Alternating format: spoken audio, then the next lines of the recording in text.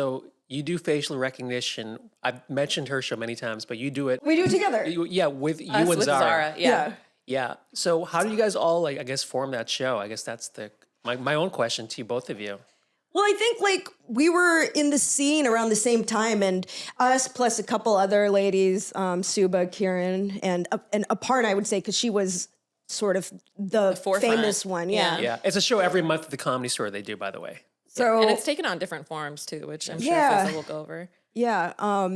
So basically, I just got I was talking to like someone I considered a friendly acquaintance, and we had a good conversation. And at the end, she said, "Oh, it was great talking to you, Zara," and just pissed me off. Just pissed me off because I'm like, I thought this was real, you know? I thought this was real.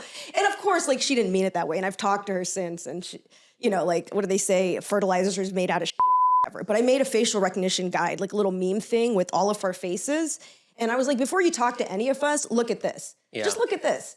And like, I guess it kind of... Yeah, people loved it. And it was my first year in comedy, and I felt so honored to be on the same flyer as all of them. I'm like, they know me. Well, you dove into the scene, you know? Yeah. You came in doing you came in strong. So you were there, you know? But don't you feel like it's easier to work in teams versus, because comedy's so solo. Yeah. And it's like you're by yourself most of the time. So I did the show. By the way, thanks for having me on your show. Yeah. I did You it like killed it. last week. Thanks for having me.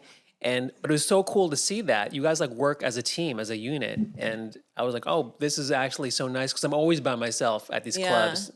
Yeah. At this point, it's a well-oiled machine because we've been doing it since 2017. Like, we've done it since pre-Zara meeting her now father of her child and husband. Like, We thought she was going to give birth at our first Netflix as a joke show. We were like, this would be great press. She was due. We were like just crossing her fingers. It didn't happen. Her water didn't break on stage. Zara Ali, who's been a guest on this show, she's terrific. Yeah. So she's our partner with facial recognition comedy. Yeah, I remember Zara. Yeah. Yeah. What is it? I find like when you say comedy's super lonely, what is it about? I feel like all these women comedians, you guys really hang tight. Yeah. Yeah, we do. I think so. I never felt that. Yeah. Yeah, girl.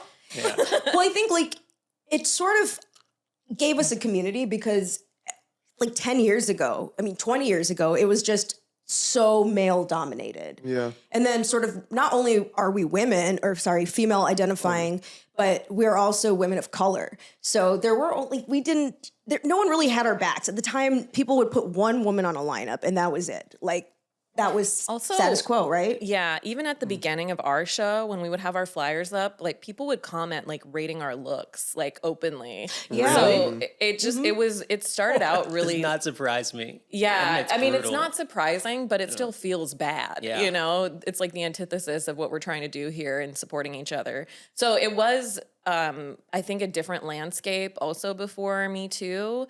And it kind of changed a little. And from what I kind of got in around that time.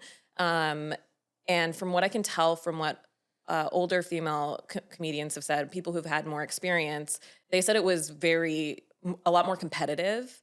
And so I think around the time that we were starting our show, that's when it kind of shifted and we started, helping each other and doing more. And I always said, because I experienced Me Too in the comedy community. Yeah. I've always said that investing in male comedians as like partnerships was very volatile, like as a stock market view of things, because it felt like every other week people were getting outed for things. So it felt at least a little bit safer to invest my time and effort with women. Men are more for liability. They cost more to insure. Yes. If that was what we were doing. It's like the driving insurance policies.